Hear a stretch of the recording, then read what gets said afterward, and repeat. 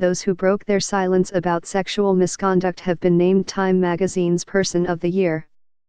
Amid revelations about Harvey Weinstein and other men, the silence breakers prompted millions to share their own stories. December 6, AP file photo of Metro Schools Director Sean Joseph, photo, George Walker 4/The Tennessean, by photo.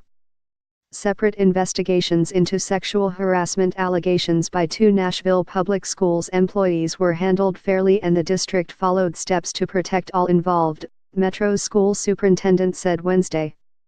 Director of Schools Sean Joseph's comments during a news conference about the investigations were his first since 2 employees announced their retirement during and after the investigations into harassment charges.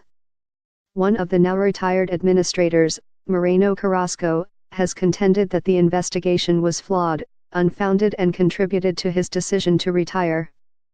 The investigation into Carrasco hasn't been completed, Joseph said.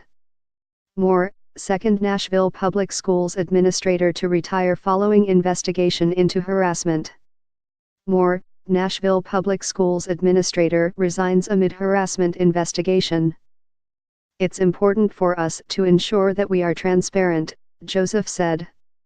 In the end, we know we are dealing with people's lives and we take that very seriously. So, we investigate thoroughly, and we will continue to investigate any claims of harassment in Metro Nashville Public Schools. Carrasco, the former Metro Nashville Public Schools Executive Officer of Organizational Development, was placed on administrative leave on November 16 after harassment charges emerged against him.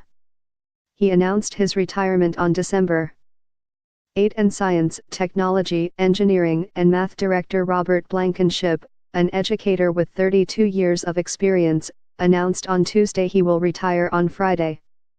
The investigation into sexual harassment by Blankenship found an instance of a touch on the arm that was unwelcome on at least one occasion. He was allowed to return to work with supervision and training.